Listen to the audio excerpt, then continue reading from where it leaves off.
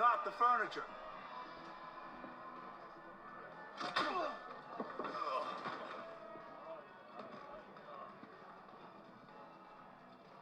What brings you in here, sweets? Come to see the hunters up close. Not exactly.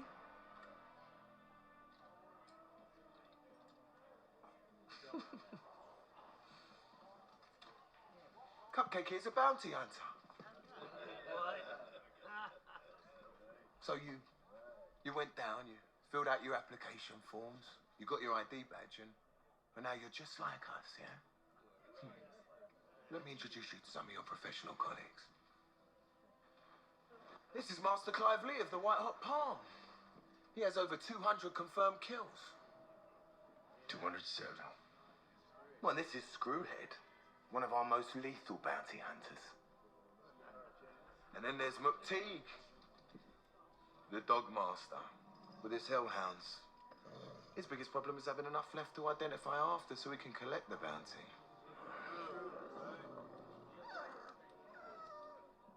Oh, and then there's me, Zapan, keeper of the legendary Damascus blade. Honed to a monomolecular edge, it slices armor like butter. Forged before the fall by the lost arts of metallurgy. And who did you kill to acquire it?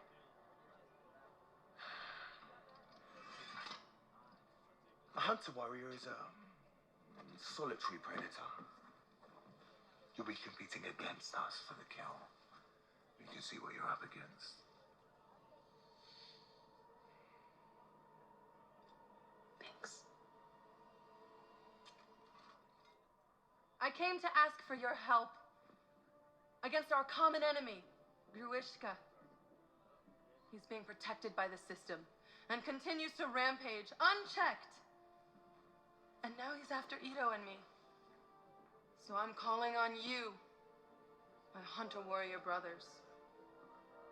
Let's band together and defeat him once and for all.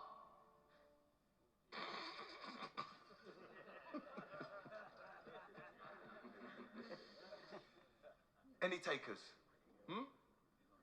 No? Big surprise. You know, normally I wouldn't take a rookie under my wing. Share my knowledge. I'm willing to make an exception in your case. If you cut loose meat boy over here, let me buy you a drink. Watch it. And what could I learn from a loudmouth pretty boy who spends all of his money on his face?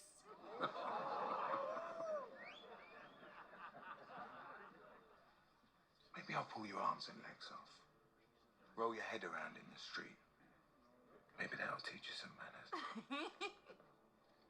You might mess up your hair. You gonna take that, Japan?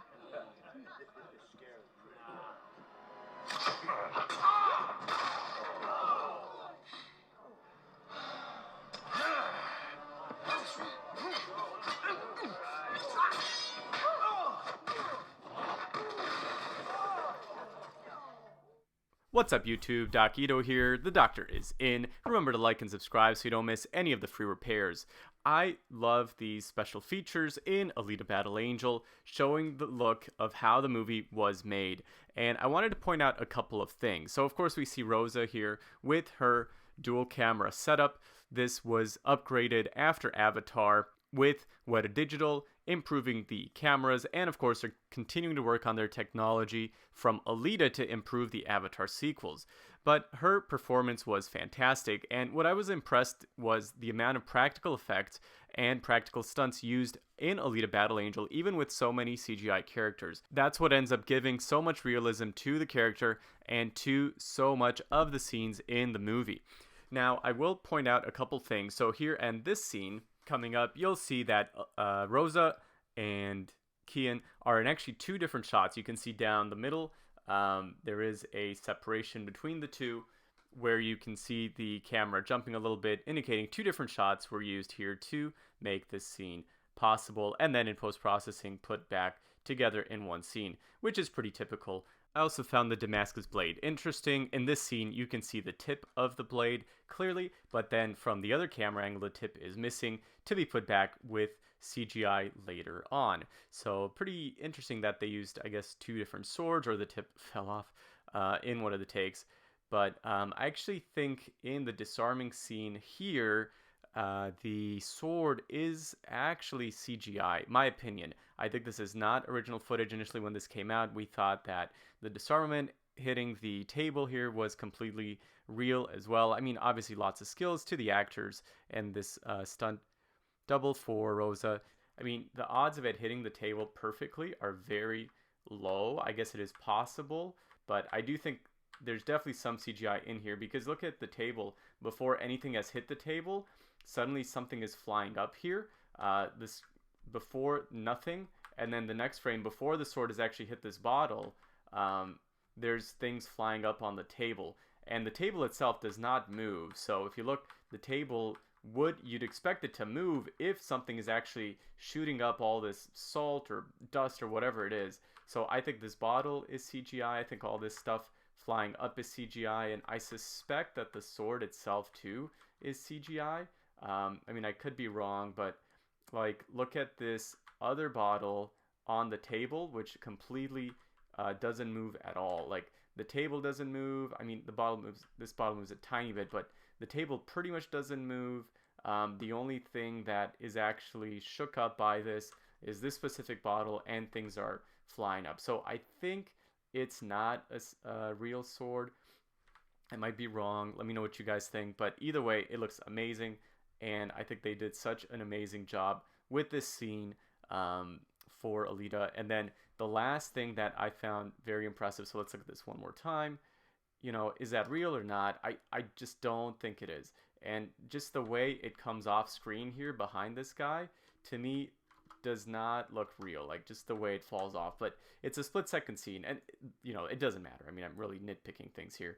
The thing I really love, though, is here in the fight scene, he really flies across, hits his head, and breaks down this jukebox. So, I mean, the level of realism using practical effects for almost everything, and then just adding in some CGI is fantastic. And if you look here with the chairs, they use a couple different takes, because you see he's falling, hits the chair, and then suddenly there's one chair standing and him breaking another chair. So this is probably a stunt double with a couple takes for the chairs. So either way, you know, the realism, the way things break, the way things shatter is all due to the fact that they use these practical effects. So I think this was great from the special features from Alita, seeing how they built this scene. And let me know what you guys think in the comments. And you all have a great day. God bless. We'll talk to you soon. Doc out.